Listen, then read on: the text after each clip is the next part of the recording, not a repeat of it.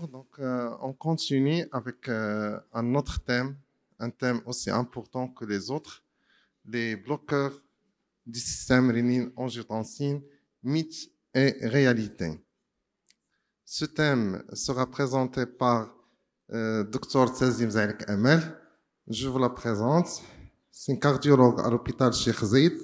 Elle est membre du bureau de la Société marocaine de cardiologie, présidente du groupe de travail de rythmologie de la Société marocaine de cardiologie.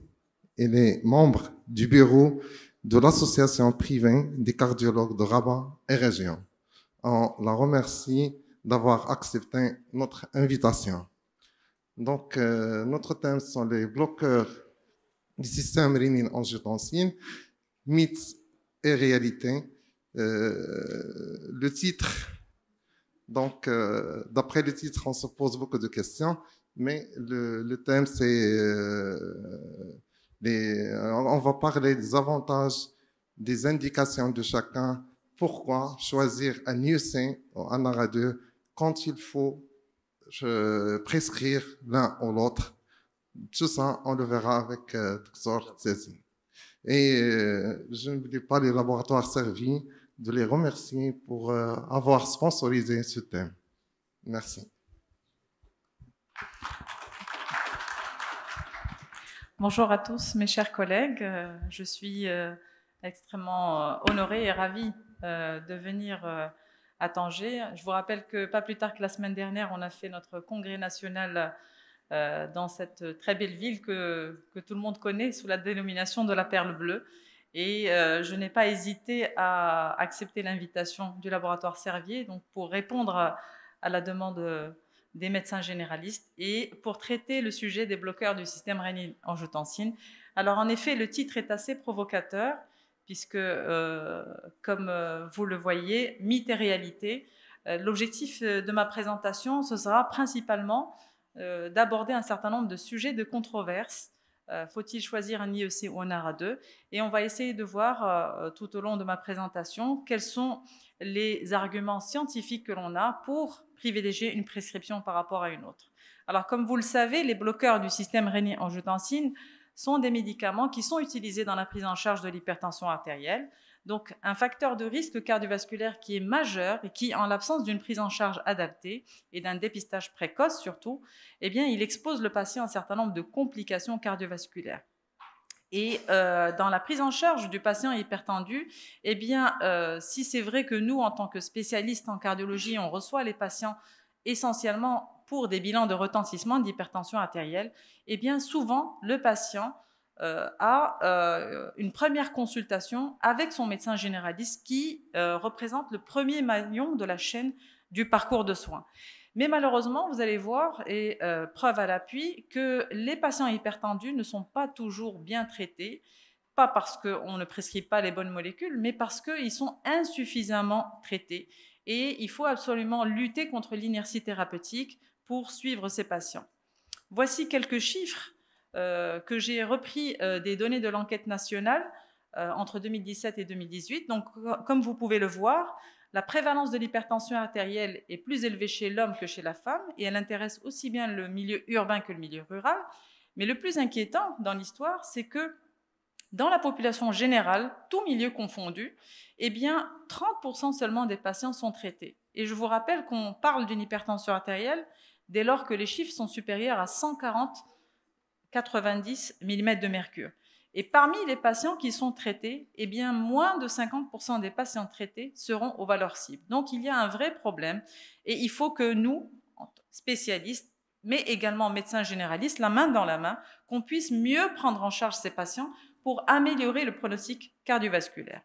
Donc, l'objectif, ce sera de réactualiser les données en matière de prise en charge de l'hypertension artérielle, tout en réactualisant les données au sujet du fameux débat que l'on a entre les deux classes médicamenteuses que sont les IEC et les ARA2, en insistant sur l'importance du blocage du système rénine-angiotensine et de ses effets cardiovasculaires, qui, comme je vous le rappelle, représente le traitement qui est recommandé en première intention.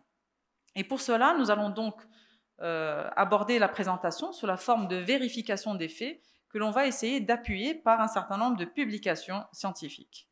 Voilà, donc je vous présente le cas d'une patiente Lalla Laïla, puisque c'est comme ça que vous l'appelez ici, une patiente de 65 ans, sédentaire et sans coronaropathie, qui est dyspnéique à l'effort, qui a des céphalées et des acouphènes, qui consulte son médecin généraliste en ayant donc tous ces symptômes.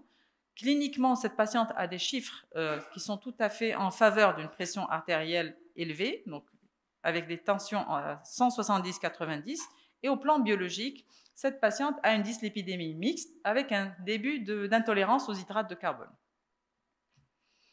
Donc, je vous rappelle que les recommandations européennes de cardiologie et d'hypertension artérielle préconisent un dépistage et un diagnostic de l'hypertension artérielle à partir de la quarantaine, et on considère que la pression artérielle est normale lorsqu'elle est inférieure à 130-85 mm de mercure.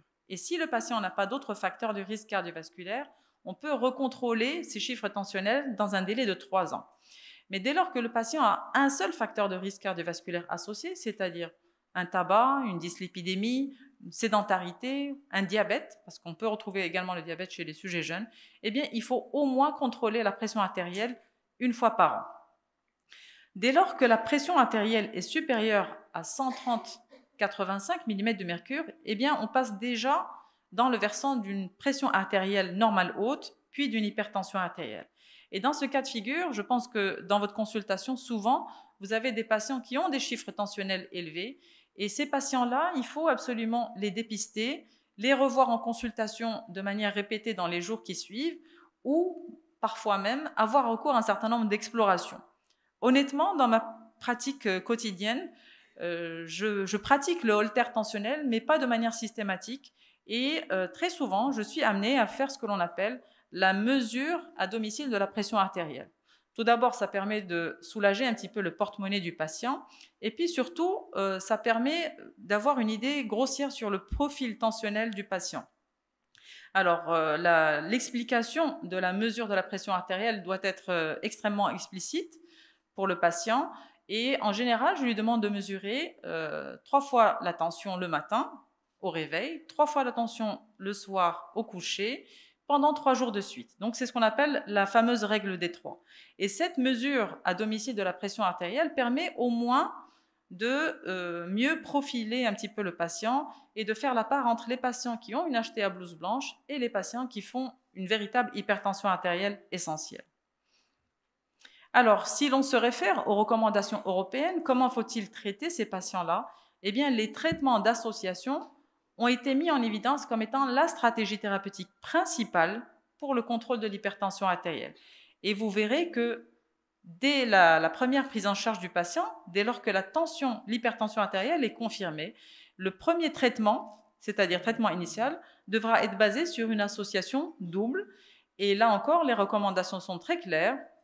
Il est recommandé d'associer un IEC ou un ARA2 en association avec un inhibiteur classique ou un diurétique. Si le patient garde des chiffres tensionnels élevés sous traitement, il faudra passer à une trithérapie en ajoutant un diurétique. Et enfin, si malgré tout cela, l'hypertension artérielle est réfractaire, on pourra ajouter de la spironolactone ou un autre médicament type hypertenseur central, alpha-bloquant ou bêta-bloquant. Alors, dans le contexte particulier des bêta-bloquants, pendant très longtemps, au début vers les années 2000, les bêta-bloquants étaient le traitement de référence de l'hypertension artérielle. Mais comme vous le voyez, ils ne figurent pas dans l'algorithme de prise en charge thérapeutique et les bêta-bloquants peuvent être administrés à n'importe quel moment de la stratégie, mais en fonction de certaines circonstances. Alors, la première vérification des faits nous permettra de répondre à la question: est-ce que les ARA2 ou les IEC se valent au sein de leurs classes respectives? Eh bien, regardez ces différents tableaux. Comme vous pouvez le constater, il y a un certain nombre de caractéristiques pharmacocinétiques qui permettent de distinguer les IEC et les ARA2, mais au sein même de chacune des classes, il y a de vraies disparités. Regardez le captopril, la demi-vie de cette molécule est de moins de 2 heures, ce qui explique d'ailleurs la nécessité de prescrire ce médicament 3 fois par jour, alors même que nous avons à notre disposition d'autres IEC dont la demi-vie est beaucoup plus longue. Et c'est la raison pour laquelle il paraît tout à fait illusoire de prescrire du captopril pour une prise en charge d'hypertension artérielle, alors même que nous avons d'autres IEC qui permettent de couvrir le nictémère et les 24 heures. Cette disparité de la pharmacocinétique a également été retrouvée avec les ARA2, qui là encore ont des demi-vies extrêmement variables, pouvant aller de 2 heures pour le losartan jusqu'à 24 heures pour le telmisartan. Donc clairement, au sein même de chacune des classes, il y a une inhomogénéité de la pharmacocinétique des IEC, et c'est cette hétérogénéité qui va un petit peu conditionner la prise en charge et la prescription thérapeutique. Alors, au-delà de cette divergence pharmacocinétique, il est également important de s'attacher à la qualité de la fixation tissulaire du médicament. Et cette qualité de fixation est évaluée par ce qu'on appelle le fameux rapport Val-Epic. Ce rapport Val-Epic, c'est lui qui va nous permettre d'avoir une idée sur l'efficacité du traitement antihypertenseur sur les 24 heures. Donc, vous verrez ici en rouge représenter les antihypertenseurs dont le rapport Val-Epic est inférieur à 60%. Et comme vous pouvez le constater, donc l'effet sur la pression artérielle est très rapide dans les premières heures qui suivent la prescription, ce qui nous permet d'ailleurs de mieux comprendre pourquoi on donne le captopril en sublingual pour la prise en charge d'une crise hypertensive. Mais au-delà des 4 heures après la première prise, eh bien, on a une réascension des chiffres tensionnels. Alors que les autres antihypertenseurs, avec des rapports Val-Epic au-delà de 60%, eh bien, comme vous pouvez le voir, il y a une efficacité qui est sensiblement similaire sur tout le nictémère, avec certes peut-être une moindre baisse lors des premières heures après la prise, mais un meilleur contrôle des chiffres tensionnels sur les 24 heures. Donc, nous, en tant que praticiens, si on a envie de prescrire des molécules, eh bien, lorsqu'il s'agit d'un patient qui a une hypertension artérielle sans autre facteur de risque, pas d'insuffisance cardiaque, pas d'autres facteurs de comorbidité, eh bien, on privilégiera plutôt des molécules dont le rapport Val-Epic sera plutôt prolongé pour une meilleure couverture des 24 heures. Et donc, dans la classe des IEC, c'est plutôt le perindopril, tandis que dans la classe des ARA2, on a un plus large choix, telmisartan, losartan et le valsartan. Donc, par rapport à cette première vérification des faits, je pense que vous avez bien compris que les ARA2 et les IEC ne se valent pas au sein de leurs classes respectives, et au sein de chacune des classes, il y a des disparités entre les molécules. Alors, au-delà de cette hétérogénéité sur le plan pharmacocinétique, eh bien, il y a également une hétérogénéité sur le plan de l'efficacité et de la réduction de la morbimortalité. Donc, dans cette méta-analyse, les auteurs ont en fait rassemblé l'ensemble des études, ici en rose représentant et évaluant l'effet des IEC, et ici l'ensemble des études qui ont évalué l'effet des ARA2. Et comme vous pouvez le voir, il y a une hétérogénéité et une inconstance au sein de chacune des classes. Mais ce que l'on constate, c'est que quand même, il y a beaucoup plus d'études positives à la faveur des IEC sur la réduction de la morbimortalité, tandis que les études qui ont prouvé l'efficacité des ARA2 sur la morbimortalité sont moins importantes. Mais quoi qu'il en soit, clairement, il y a un effet de classe, et cet effet de classe a été démontré, montrant que IEC et ARA2 réduisent la mortalité totale, réduisent la mortalité cardiovasculaire, mais l'essentiel de la mortalité est réduit par la prescription des inhibiteurs de l'enzyme de conversion. Alors, pour vous illustrer cela, je vous fais référence à cet essai. Donc, c'est un essai prospectif randomisé qui avait inclus des patients entre 40 et 80 ans qui étaient hypertendus avec au moins un facteur de risque. Et dans cette étude, l'objectif était d'évaluer différentes stratégies antihypertensives, notamment le perindopril amlodipine versus athénolol thiazidite, qui était à l'époque, au début des années 2000, le traitement de référence de l'hypertension artérielle. Eh bien, regardez ce que nous donne cet essai. Eh bien, sur la baisse de la pression artérielle, on peut dire que les deux stratégies thérapeutiques permettent de réduire les chiffres de pression artérielle systolique et de pression artérielle diastolique de manière significative par rapport aux chiffres initiaux au début du traitement. Mais pour une baisse de pression artérielle équivalente, la question que l'on se pose, est-ce qu'il y a une efficacité similaire sur la prévention des événements cardiovasculaires? Eh bien, lorsque l'on s'intéresse aux critères forts, qui sont les critères de mortalité cardiovasculaire et de mortalité toute cause, c'est plutôt le couple amlodipine-perindopril qui se distingue, avec une réduction de la mortalité cardiovasculaire et également une réduction de la mortalité toute cause. Donc, peut-être que les bêta-bloquants et les associés aux thiazidiques permettent de réduire la pression artérielle de manière équivalente aux IEC inhibiteurs calciques, mais en termes d'efficacité sur la mortalité, c'est plutôt les IEC inhibiteurs calciques qui ont démontré leur efficacité. Et à ce titre, lorsque l'on reprend les autres études qui ont essayé de démontrer cette efficacité sur la mortalité, avec notamment les sartans, notamment l'olmesartan, le valsartan et l'amlodipine, et le telmisartan, eh bien ces études n'ont pas pu démontrer de supériorité, de réduction sur la mortalité cardiovasculaire et la mortalité toute cause. Donc à ce jour, seule l'association périndopril-amlodipine permet d'avoir un effet cardioprotecteur. Alors, dans cette méta-analyse de Savarès, donc, les auteurs sont partis du postulat selon lequel les IEC réduisent les événements cardiovasculaires chez les patients qui sont à haut risque et sans insuffisance cardiaque. Et donc, l'objectif de l'étude était de se dire, puisque les IEC le font, les ARA2 qui eux aussi font partie du système rénine-angiotensine, peut-être qu'eux aussi, ils ont un effet sur les événements cardiovasculaires. Donc, les auteurs ont repris 26 essais, incluant donc des patients qui étaient à haut risque, et ils ont essayé d'évaluer des critères forts de jugement, c'est-à-dire l'infarctus, l'AVC, la mortalité. Eh bien, quel est l'effet de ces médicaments chez ces patients?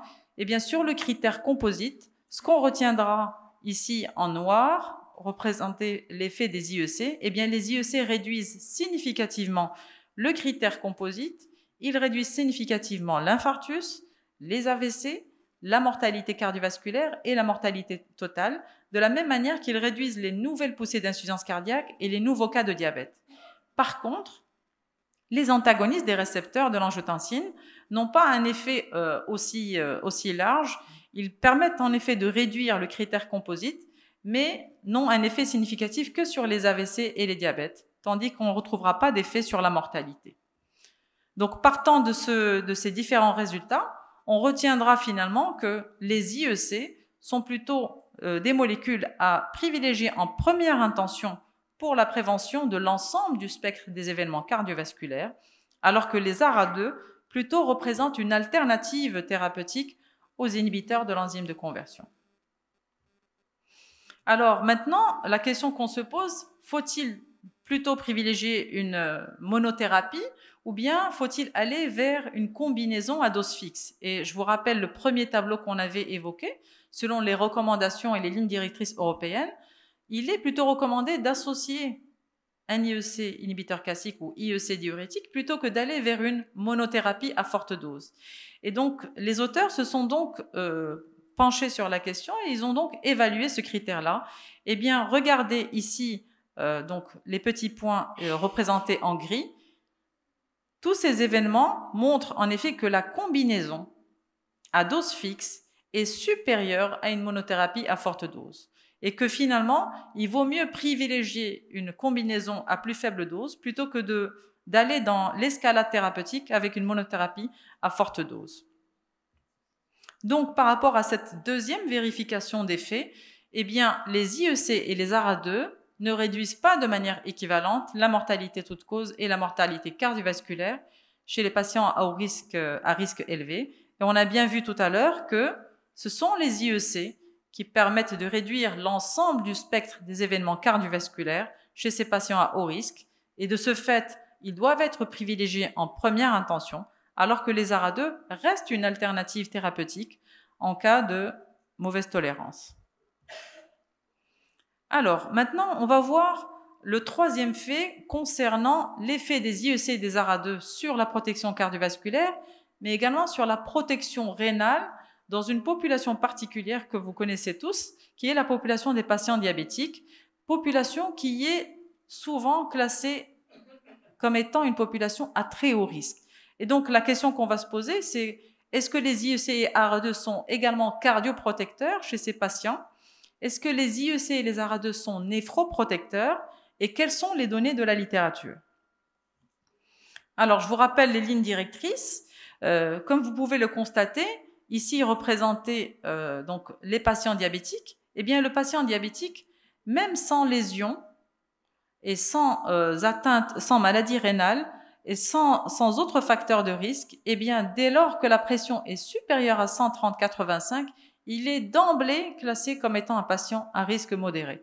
Et il suffit d'avoir des chiffres tensionnels un petit peu plus élevés pour que ce patient diabétique représente une population de patients à risque élevé, voire même très élevé, dès lors qu'il a un certain nombre d'atteintes des organes cibles. Et pour cela, les investigateurs de l'essai Advance se sont donc penchés sur la question et ils sont partis des premiers résultats de l'étude UKPDS, qui est une étude qui, au début des années 2000, avait démontré que lorsque l'on contrôlait intensivement les chiffres glycémiques chez les patients diabétiques, eh bien, on réduisait les événements cardiovasculaires. Ainsi, le plan de l'étude Advance était de reprendre cette hypothèse, donc ils ont réévalué cette même hypothèse, mais ils ont en plus évalué l'effet de l'association périndopril-indapamide versus placebo chez des patients diabétiques qui n'étaient pas forcément des patients hypertendus. Donc les critères d'évaluation de ces patients étaient des critères macro- et microvasculaires qui ont d'abord été analysés conjointement, puis séparément. Alors voici les résultats de manière très simple. Concernant l'effet d'un contrôle glycémique intensif versus standard, eh bien, vous avez ici une très nette réduction du critère composite, complications macro- et microvasculaires, avec une réduction du risque relatif de 10%, mais également une réduction significative des complications microvasculaires que l'on a retrouvé uniquement sur les cas de néphropathie, sans pour autant qu'il y ait d'effet sur les cas de rétinopathie. Par contre, sur les événements macrovasculaires et sur la mortalité, eh bien, le contrôle glycémique n'avait pas d'impact significatif. Qu'en est-il de l'effet du traitement sur la pression artérielle? Et on l'a bien dit tout à l'heure, la pression artérielle est un facteur déterminant des événements et des complications macro- et microvasculaires chez le patient diabétique. Donc, au-delà de 130, on est déjà dans un risque modéré à élevé de faire des complications cardiovasculaires. Et donc, l'essai Advance a pris cette population et il a testé le périndopril indapamide indépendamment de la pression artérielle initiale. Et ce qui est étonnant, c'est que cette association, le couple périndopril-indapamide, sur le critère composite macro- et microvasculaire, eh bien, il réduisait significativement les événements de 9%, avec en plus une réduction significative d'un critère qui est fort, qui est celui de la mortalité toute cause. Donc, in fine, ce travail a permis en effet de démontrer que l'association du périndopril-indapamide dans la population des patients diabétiques permettait non seulement une réduction des chiffres tensionnels avec une bonne tolérance hémodynamique, permettait en plus une réduction de la mortalité cardiovasculaire et des événements coronaires, mais le point le plus important qui a été retrouvé par cette étude, c'est qu'il y avait une réduction significative des événements rénaux et surtout des cas de microalbuminurie nouvelle, ce qui suggérait un véritable effet néphroprotecteur de cette association thérapeutique. Alors, dans cet essai, qui est l'essai Advance On, les investigateurs ont en fait juste prolongé le suivi des patients diabétiques sous traitement, donc périndopril indapamide. Et l'idée, c'était de voir si cet effet qui avait été démontré au terme de 6 années de suivi, est-ce qu'il se prolongeait dans le temps? Alors, par rapport aux critères contrôle glycémique intensif versus contrôle glycémique standard, eh bien, sur le long terme, c'est-à-dire à 10 ans, eh bien, il n'y avait pas d'effet bénéfique par rapport à une stratégie, par rapport à l'autre. Mais par contre, en ce qui concerne les patients qui ont été maintenus sous l'association périndopril-indapamide, eh bien, cet effet sur la mortalité toute cause et la mortalité cardiovasculaire se poursuivait dans le temps, même à distance.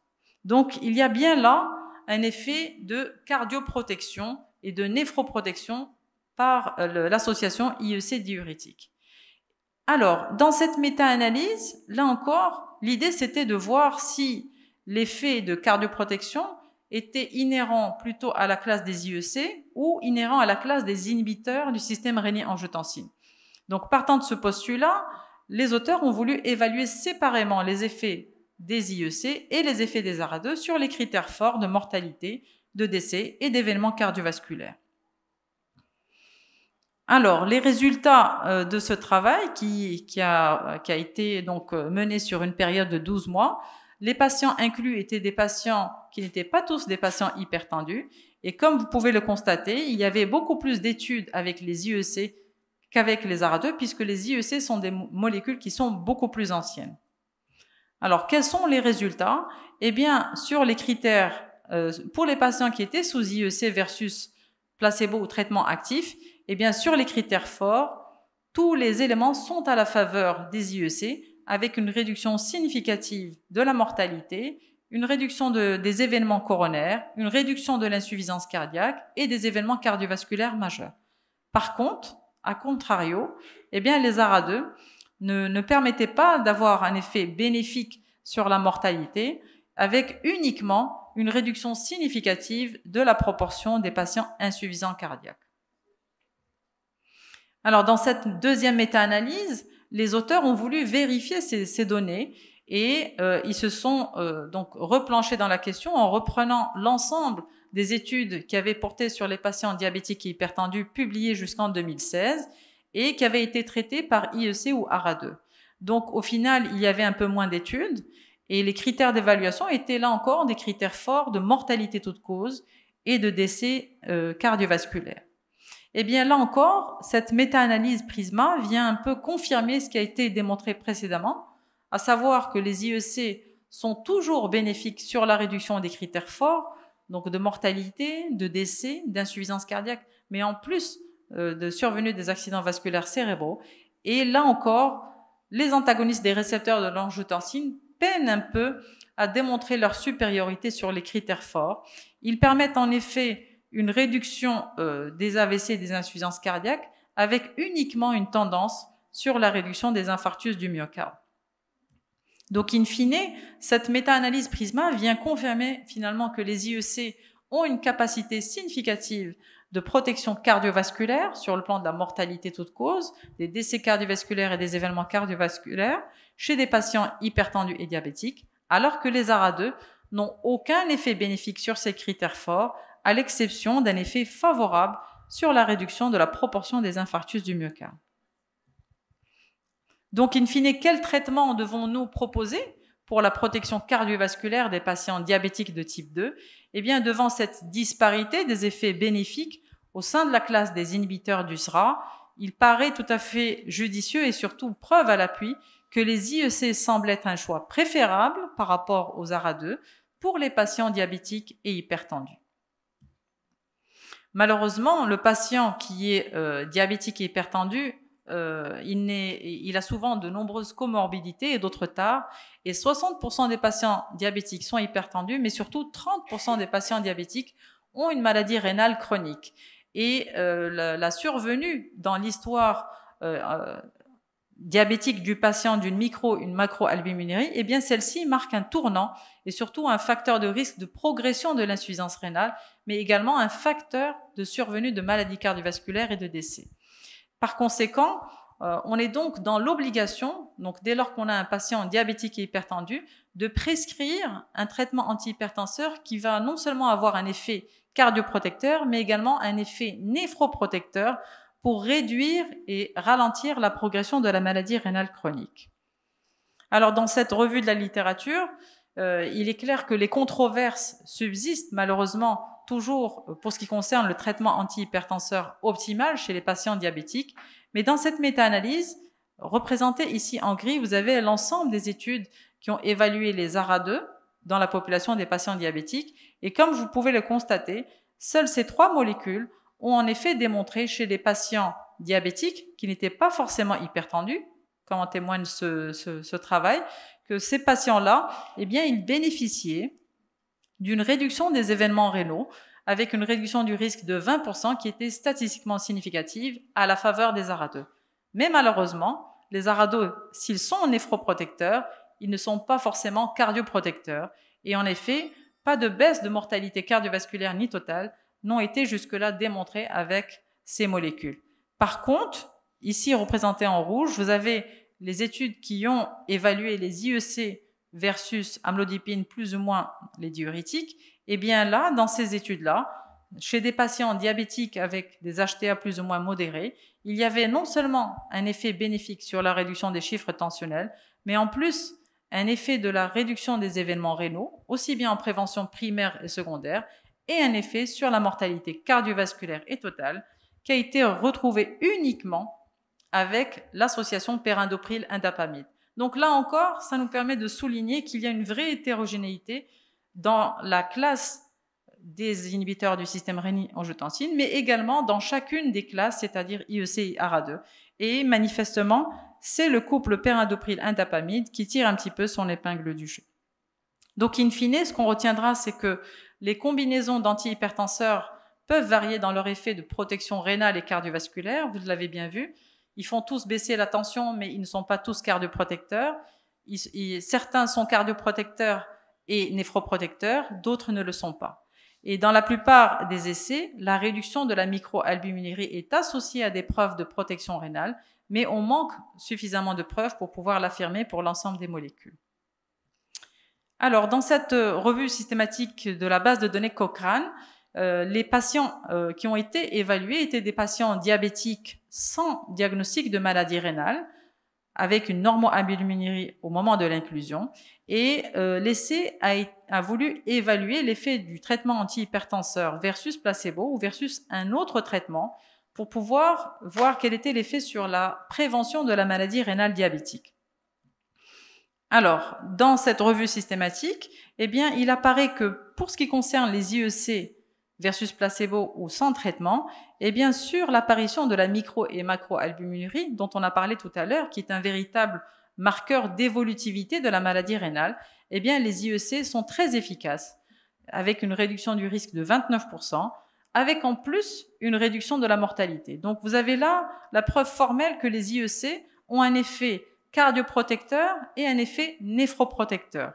D'ailleurs, cet effet est également souligné par une baisse importante des chiffres tensionnels, avec de surcroît, effectivement, un effet secondaire qui est souvent retrouvé avec les IEC, qui est notamment la toux, et que l'on retrouve chez un peu plus de patients sous IEC.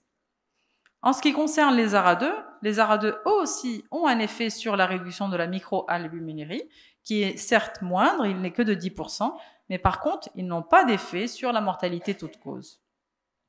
Donc, in fine, IEC versus placebo ou versus inhibiteur calcique permettent d'assurer une double protection rénale et cardiovasculaire, d'accord, avec une réduction de la mortalité toute cause des patients diabétiques et une réduction des cas de micro- et macroalbuminurie nouvelle.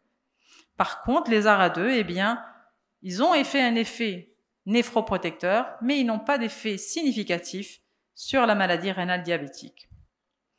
Donc, lorsque vous devez traiter un patient diabétique, il faut absolument s'acharner à rester proche des recommandations et en fonction de l'âge, les valeurs cibles thérapeutiques sont variables. Idéalement, il faut être inférieur à 130, 140 et en fonction de la tolérance hémodynamique. Donc, dans les recommandations, la stratégie thérapeutique de prise en charge d'une hypertension artérielle d'un patient qui a déjà une maladie rénale chronique qui peut être diabétique ou non, eh bien, il faudra commencer à traiter l'hypertension artérielle dès que la tension est supérieure à 140-90 mm de mercure. L'objectif, la cible, c'est de viser 130 à 139, donc on vise un intervalle de pression artérielle, on ne vise plus un chiffre, donc c'est un intervalle de pression artérielle, sous réserve bien sûr d'une bonne tolérance hémodynamique, et les recommandations spécifient qu'il faut introduire le traitement en se basant sur un inhibiteur du système rénine-angiotensine sans préciser IEC ou ARA2. D'accord ? Donc les recommandations n'ont pas été extrêmement explicites par rapport à la molécule, plus ou moins associées à un diurétique. Alors, autre élément qui est très très important et que vous devez savoir, parce qu'il y a quelques années, surtout les néphrologues, ils avaient dans leur façon de prendre en charge les patients hypertendus avec une maladie rénale, ils avaient la fâcheuse habitude d'associer les bloqueurs du système rénine-angiotensine entre eux, c'est-à-dire ils associaient les IEC et les ARA2 pour bloquer au maximum le système rénine-angiotensine.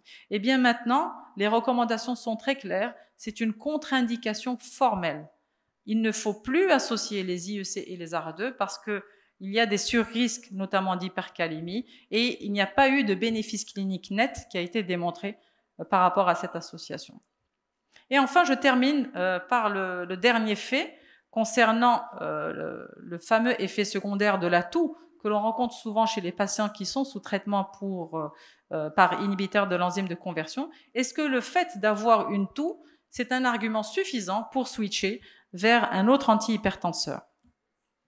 Eh bien, il n'y a pas de recommandation formelle par rapport à ça, mais un certain nombre d'études ont évalué cet effet secondaire. Et en effet, la toux aux IEC peut survenir soit dès le début du traitement, dès la première semaine, ou parfois même elle peut survenir beaucoup plus tard, jusqu'à 6 mois de traitement. Ce qu'il faut savoir, c'est que la toux se résorbe en général avec l'arrêt du traitement par les IEC. Ça prend quelques jours, voire même une petite semaine. Et en général, ce que je fais en pratique quotidienne, c'est que je reconvoque le patient pour voir s'il y a une imputabilité du traitement antihypertenseur dans la toux.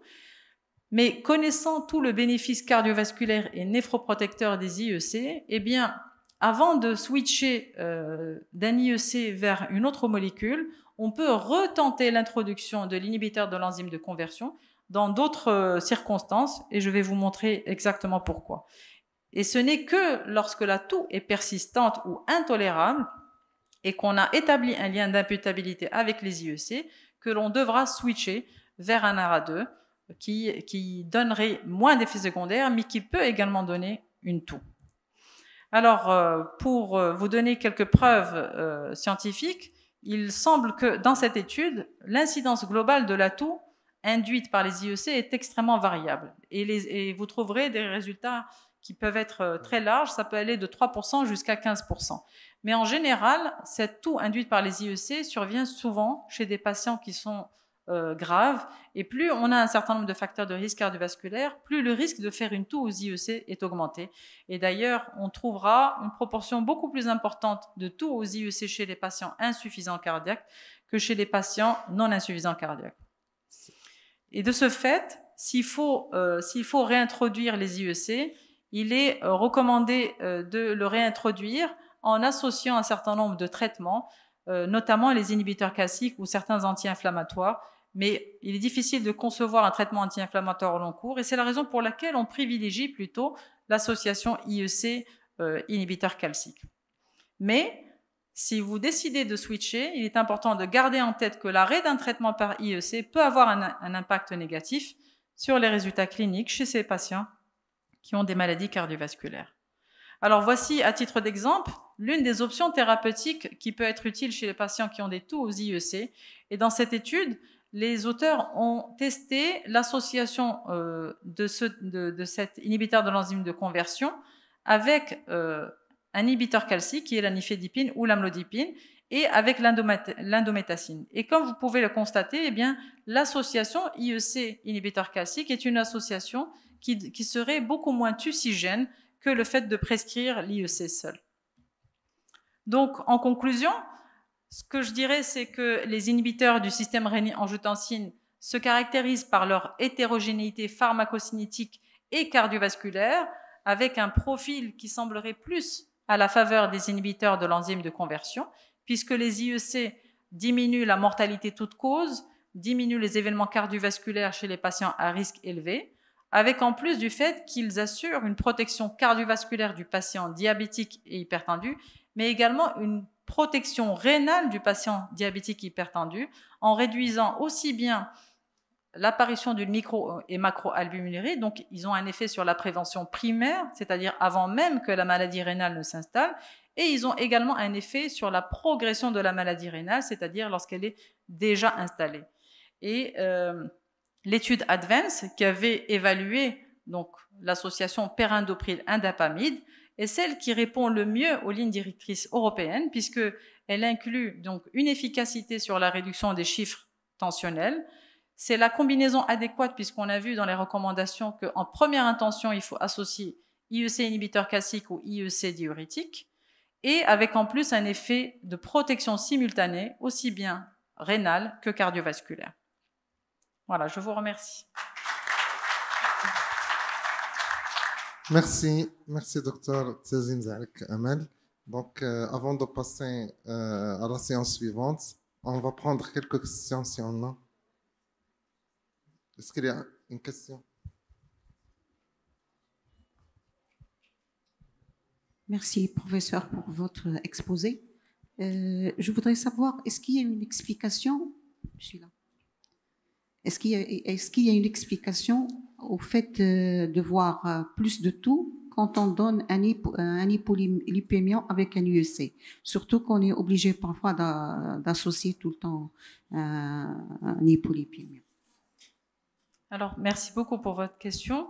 Alors, c'est très difficile de faire la part entre l'atout qui est favorisé par l'association IEC et statine et l'atout qui est inhérente aux IEC. Alors, juste brièvement, l'atout aux IEC, elle est principalement liée au fait que les IEC, de par l'inhibition de l'enzyme de conversion, eh bien, ils empêchent la dégradation de la bradykinine en peptides inactifs. Et du fait de l'accumulation de ces peptides, il y a un mécanisme pro-inflammatoire qui se déclenche au niveau des cellules pulmonaires. Et c'est pour ça que les patients sont, on va dire, plus susceptibles de faire cet événement de toux. Pour ce qui est de l'association statine-IEC, la proportion des patients qui font une toux en rapport avec cette association est extrêmement faible. Vraiment extrêmement faible. La toux, elle est plutôt liée à la prescription des IEC. Et c'est la raison pour laquelle, lorsqu'on a une toux qui semble être imputable à la prescription des IEC, on arrête le traitement 1 à 2 semaines et on retente l'introduction du traitement avec plutôt une association IEC inhibiteur calcique. Et il semble que cette association permettrait une moindre proportion d'effets tucigènes de l'IEC. Merci. Est-ce qu'il y a une autre question? Merci madame pour votre exposé. Alors je voudrais savoir une chose, c'est que avant l'introduction des ARA2, on nous disait que les USC sont plus cardioprotecteurs et les ARA2 sont plus néphroprotecteurs. Est-ce que cette règle n'est plus là? Merci. Alors les ARA2 sont néphroprotecteurs. Oui, il y a eu des études qui ont montré cela. Ils sont néphroprotecteurs en termes de prévention secondaire, c'est-à-dire que le patient a déjà fait une maladie rénale et les ARA2, ils empêchent l'évolution et la progression de la maladie rénale. D'accord? Les IEC, ils sont cardioprotecteurs et là, on a vu un certain nombre d'études, c'est-à-dire qu'ils ont un effet sur la réduction de la mortalité cardiovasculaire et la mortalité totale. Mais ils ont également un effet néphroprotecteur en prévention primaire cette fois-ci, c'est-à-dire avant que la maladie rénale n'apparaisse, d'accord, et secondaire, c'est-à-dire une fois la maladie rénale installée. Donc, en pratique, lorsque vous avez un patient qui est plutôt à haut risque, je privilégierai plutôt la prescription des inhibiteurs de l'enzyme de conversion, d'accord. Lorsqu'il s'agit plutôt d'un patient à bas risque, ça va dépendre des autres comorbidités, est-ce qu'il est diabétique ou pas. Là, le choix pourra se porter entre l'une et l'autre. Il est vrai que dans les recommandations, il ne spécifie pas s'il faut prescrire IEC ou ARA2. Donc, c'est clairement écrit, c'est IEC ou ARA2, c'est pas IEC puis ARA2. Et en général, vu l'ensemble des études, et on a un plus large recul avec les IEC qu'avec les ARA2, c'est plutôt les IEC en première intention. En cas de mauvaise tolérance, et sans la possibilité justement d'associer un autre traitement, et si le patient est plutôt à bas risque, eh bien, je switcherai vers un ARA2. Merci. La dernière. Alors, merci, Dr Tazi, pour la qualité de la présentation. On sait que la dose des bloqueurs du système rénine-angiotensine, la dose néphroprotectrice, c'est la dose maximale. On sait également qu'il faut donner plutôt recommander de donner une bithérapie qu'une monothérapie. Alors, la question qui se pose, c'est comment éviter l'hypotension chez quelqu'un qui a une tension dans les objectifs, mais avec une dose modérée, et malheureusement, donc on n'a pas atteint l'objectif de la néphroprotection. Comment augmenter les doses pour avoir la néphroprotection sans avoir l'hypotension? Merci. Merci beaucoup pour votre question. Alors, les recommandations sont très claires. Donc, les objectifs, ce sont des intervalles de pression artérielle, mais l'objectif aussi, et vous verrez, c'est peut-être écrit en tout petit, si toléré. C'est-à-dire que la tolérance hémodynamique des chiffres tensionnels est extrêmement importante, parce que traiter un patient qui est âgé, qui a plus de 80 ans, ce n'est pas la même chose que traiter un hypertendu qui a 50 ans. Et chez le patient qui est très âgé, l'hypotension peut être dramatique, parce qu'ils peuvent faire des syncopes, ils peuvent faire des chutes, et très rapidement, c'est une cascade d'événements avec beaucoup de complications, notamment les fractures, etc. Donc, il faut avoir des objectifs de baisse tensionnelle en visant des intervalles de pression artérielle, mais sous réserve d'une bonne tolérance hémodynamique. Et c'est vrai que parfois, on n'arrive pas à atteindre les doses maximales. Mais chacun a un certain nombre de contraintes et on s'adapte aux patients. C'est pour ça qu'il n'y a pas de prescription stéréotypée, c'est au cas par cas. Merci. Donc,